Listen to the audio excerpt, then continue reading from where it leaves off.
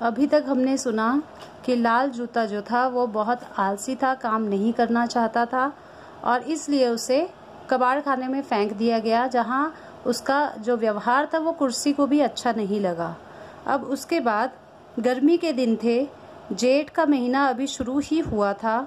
एक दिन दोपहर के समय घर की मालकिन ने अपने कमरे की खिड़की से देखा कि खोमचे वाला सड़क पर नंगे पांव चला जा रहा था। अब इतनी गर्मी में जब आप नंगे पांव चलोगे, सोचो पैर कितने जलते होंगे। चिलचिलाती धूप, मतलब बहुत ज्यादा धूप में उसको चलने में कितनी तकलीफ हो रही होगी, यह सोचकर मालकिन को उस पर बड़ी दया आई। उसने अपने नौकर को भेजकर उसे बुलवाया। खोमचे वाला आ गया।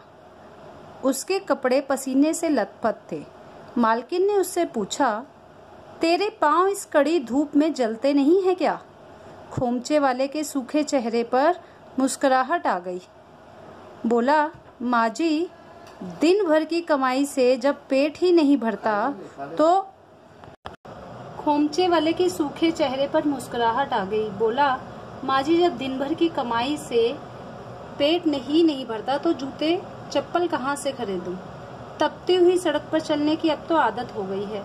मालकिन ने कहा, मेरे पास एक जोड़ी जूता है, मैंने सोचा तुझे दे दूं, तेरे काम आ जाएगा।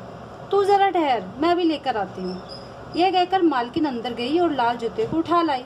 लाल जूता समझ गया कि जिस मुसीबत से उसका पीछा छूटा था वही फिर उसके गले पड़ने जा रही थी। उसका सिर चकराने लगा। खोमचे वाला कीमती और मजबूत जूता पाकर बहुत खुश हुआ।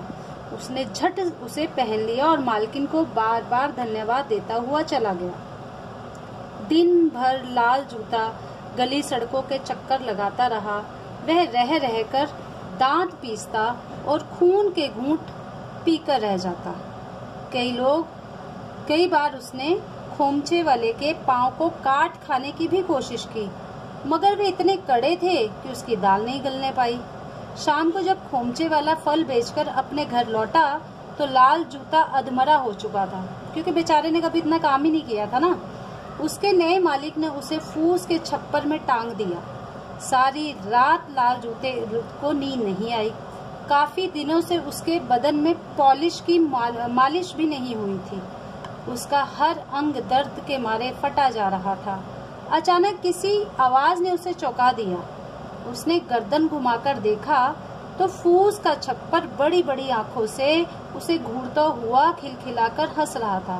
फूस मतलब घास फूस, क्योंकि वो जो रास्ते में घूमने वाला था, खोमचे वाला, वो बेचारा गरीब था तो वो घास फूस के घर में रहता था। फूस के छप्पर ने मुंह बनाकर कहा, सो जाओ लाल जूते, नए घर में नींद नहीं आ रही है क्या? कहो तो लोरियां सुना दूं। लाल जूते को फूस के छप्पर का यह मजाक बहुत बुरा लगा। वह तैयोरियां चढ़ाकर, मतलब जैसे गुस्से में हम लोग माथे में हमारे लाइनें आ जाती है ना, आईब्रो ऊपर जब करते हैं, तो वही होता है आपका त्योरियां चढ़ाना। वह त्योरियां चढ़ाकर बोला, मैं जागूं या सोऊं, तुम्हें इससे क्या मतलब, अपना काम करो। फूस के छप्पर ने कहा, मैं तो 24 घंटे अपने काम में लगा रहता हूँ।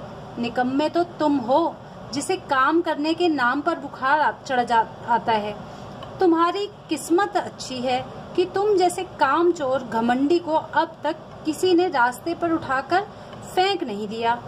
लाल जूता आपे से बाहर हो गया, मतलब उसे बहुत गुस्सा आ गया। बोला, अरे ओ सड़े गले फूस के छप्पर, मैं कोई कूड़ा करकट नहीं हूँ जिसे सड़क पर फेंक दिया जाएगा।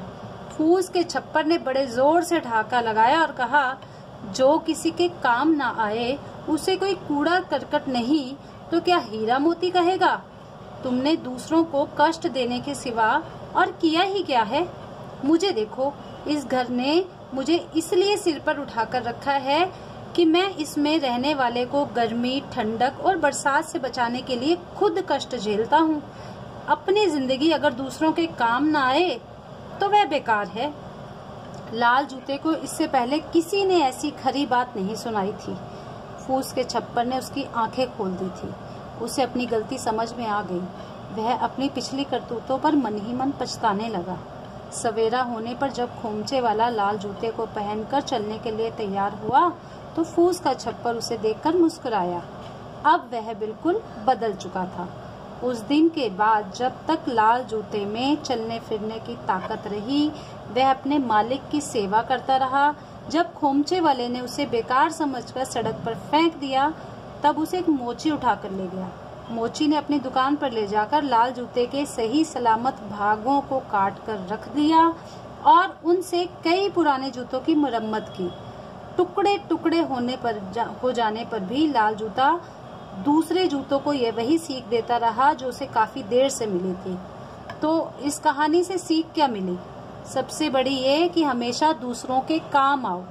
अगर आप किसी के काम नहीं आते तो आप बेकार हो।